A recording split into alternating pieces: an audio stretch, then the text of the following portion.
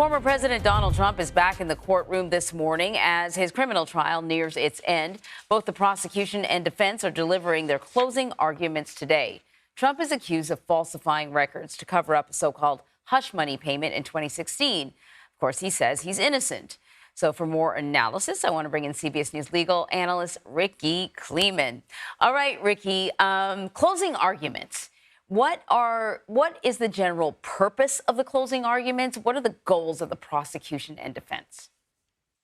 The purpose of the closing argument is the time to sum up your side of the case, your reasoning for the jury, and to give them persuasive language that would have them vote with you as opposed to against you. It's the only time in a trial that a lawyer can really argue, because in opening statements, you are simply supposed to say what the evidence will show.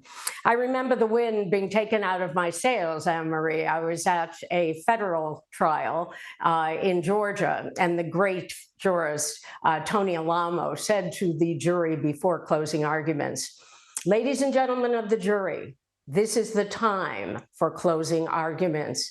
This is when the lawyers get to do their thing, and anything they say is not evidence."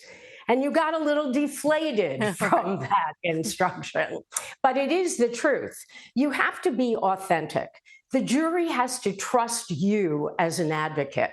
So what does each side want to show the jury today? The defense goes first. The prosecution goes second and last, because the prosecution has the burden of proof. So I think I'm going to do this a bit in the reverse order, because we're looking at burden of proof. Here, the government has charged 34 counts of falsification of business records, and that those records must have been falsified with Donald Trump, not somebody else, with Donald Trump's intent to commit or conceal another crime and to commit fraud. That's their burden of proof. And Anne-Marie, their burden of proof is beyond a reasonable doubt. So one of my favorite things to do as a defense lawyer was to be able to look each juror in the eye and explain what the burden of proof was.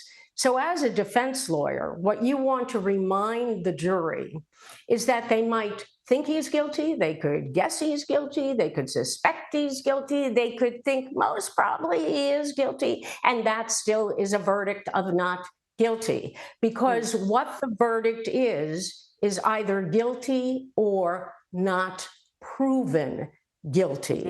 The defense verdict is not a verdict of innocence. And it's interesting, because just as you agreed with me with your you could watch jurors' eyes light up, because they understood something that they hadn't understood, which is that the burden of proof is solely on the government. So in this case, the government has a lot of hurdles here, Anne-Marie, because these are complex charges. Yeah, you bring up a great point. I think we've talked about this sort of along the way, that the charges, what he's charged with, is, though it's very interesting, you know, what is alleged, this relationship with this porn star, and it's salacious, it has nothing to do with what he's actually charged with. It's actually, and even the cover-up, if you will, is not what he's charged with. It's the cover-up of the cover-up, sort of. It's very complicated, yeah. And the instructions, which will likely take place tomorrow rather than today, because both sides wanted a number of hours for their closing arguments, and the judge, though he could have put a time limit on both lawyers, decided not to. So we expect that the defense will take the morning, the prosecution will take the afternoon, and we expect that the instructions will not happen to tomorrow. But even if the instructions should start late today, these instructions are what the jury has to consider when assessing the evidence. And you must find you've got 11 checks. You have then 11 invoices. And the remainder of the 34 counts are for ledger entries that are supposedly intended by Donald Trump to conceal or cover up a crime. What crime? Which is one of the questions.